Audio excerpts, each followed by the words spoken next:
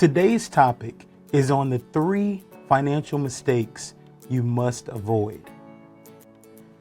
Mistake number 1 is never get a raise and raise your cost of living.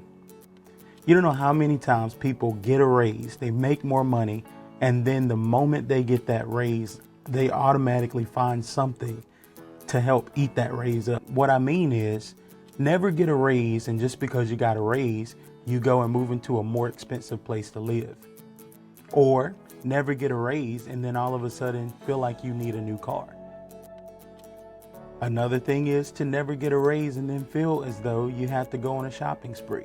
At the end of the day, you have to set your finances up in a way that once you get that raise, you don't spend that much, you don't spend more money, but you save more and you invest more. Mistake number 2 is never co-sign for anyone. When you co-sign for someone, you're basically saying that, hey, if Tom doesn't pay this payment, I'm gonna do it.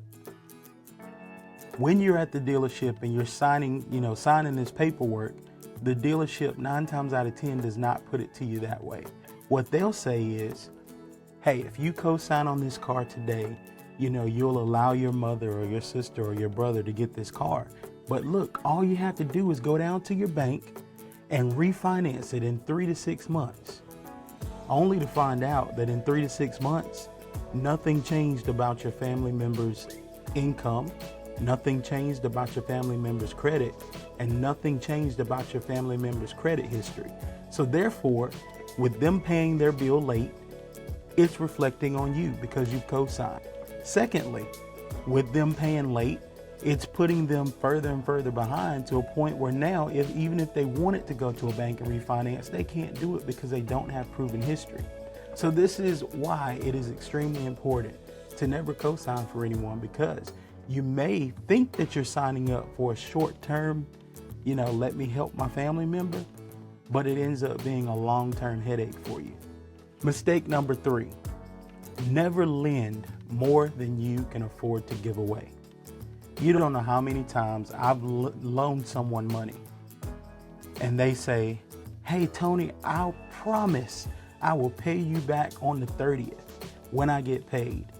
And then the 30th comes and, either 1, you don't hear from them, or 2, they call you with some type of excuse saying, hey, my paycheck was short and, I'm going to pay you on my next payday, which is the 15th.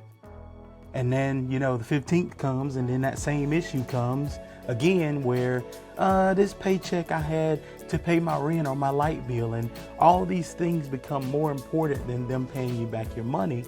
So now the money that you've given them that you really needed to pay your light bill or pay your rent or pay your car payment or whatever it was has now put you in a place where you're in a bind.